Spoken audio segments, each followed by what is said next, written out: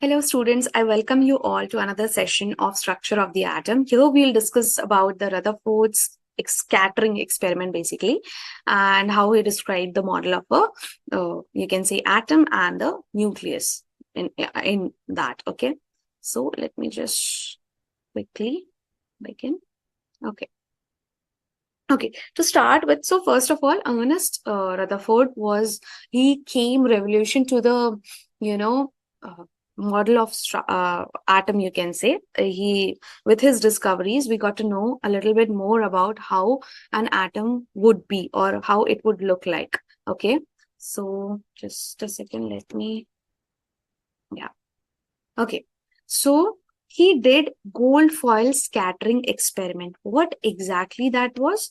Let me just take you. Okay, so the setup he took was he took a beam of alpha particles and was directed at extremely. Okay, so let me just paint a picture for you.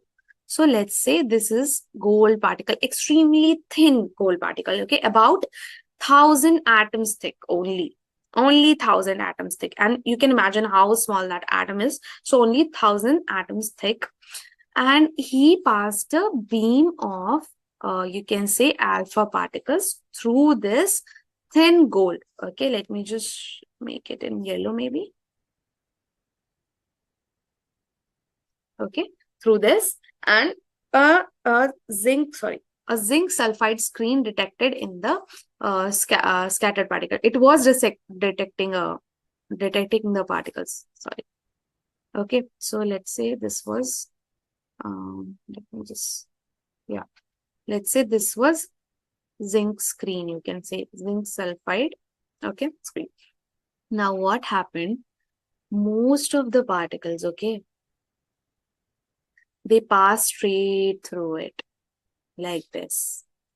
Most of it, which represented that there is nothing here. The most of the space in this, element which we took, that is gold here, is empty. Okay, so most alpha particles pass straight through the thin foil, suggested that there is maximum empty space. Because, for example, if you are standing here and if you're running and your friend is standing here, right, you won't be able to run through this. But if you're running through an empty space, you can go straight like this, right? Similarly, here also, most of alpha particles were able to move. That means there is empty space, all these space. But if somebody is standing in front of you, if somebody is there, you won't be able to. You'll have to push them. Or maybe if you'll push, might not go in your right direction. You will go maybe this way, a little bit this way, right? Your direction may change. Okay, so some particles deflected at small angles. That means they came and they deflected like this, or maybe like this. Okay, a little bit deflection from the straight line is seen. That indicates a positive center. Okay, and only a few, like 1 out of 8,000, bounced back, revealing a dense core. So only 1 in 8,000 alpha particle beams, came back like this. So let me just again draw this. So if there is scattering, okay, first it is going like this. Let's imagine 5 lines. Okay, now here is your thin gold sheet, you can imagine. From here it entered. Few of them went straight. Okay, some of them deflected like this. Okay, and some of them bounced back, like they went this way and came back this way, like this. Went there, touched this you can say zinc sulfide screen and bounced back. Okay, that means, and that happened here, right? So that means there was a dense core. That means whatever thing is there, it is present at the core. Okay, and rest of the space in an atom is empty. So that is what Rutherford actually, suggested. He said that a tiny positively charged center contains most of the atom's mass. So he meant, later we got to know that it is proton, right? So at the center only, the particle was coming, alpha beam was coming, alpha particle beam. Okay, and it was getting deflected back, bounce back. Okay, Orbiting electrons, negatively charged electrons, revolve around the nucleus in a circular orbit. He also concluded that these electrons, the negatively charged electrons, actually revolve around these orbits in a circular manner, and most of the space here is empty. So mostly empty space, the vast majority of an atom is empty, just like a solar system.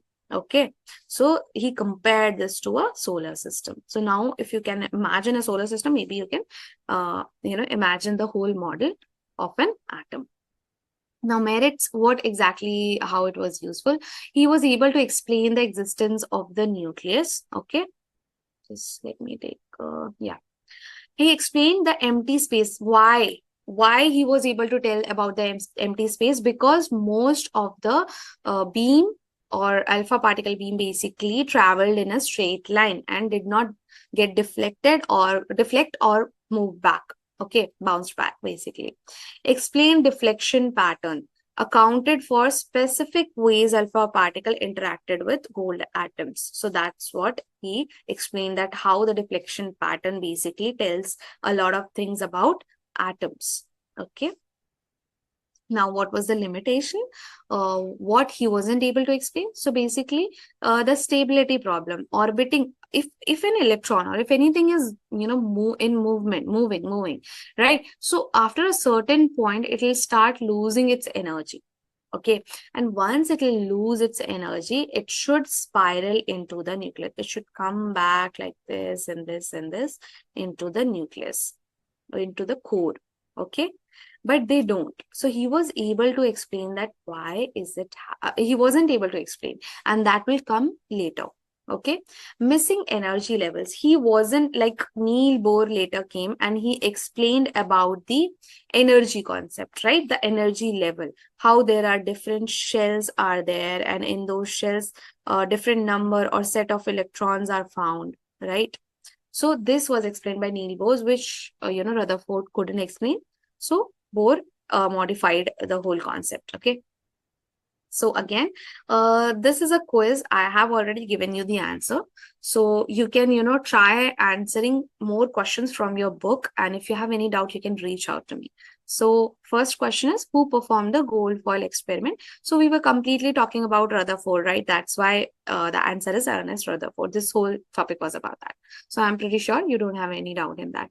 What fraction of alpha particles bounced back? So almost in 8,000, only one alpha particle bounced back, sorry. And last question is, according to Rutherford, most of the atom is solid, dense, empty, or negative. So again, I'm pretty sure that it's empty space, right? Okay, so we talked about the dense nucleus, we learned about, the empty space, we talked about the orbiting electrons, right? How the electron revolve around the nucleus, and also the gold foil experiment, we learn about that. So this is all about it. Thank you so much for joining this session. I hope you enjoyed the session and learned a little bit, more about it. You can contact me through my Urban Pro profile if you want to learn more with me. Thank you. Bye-bye. Take care.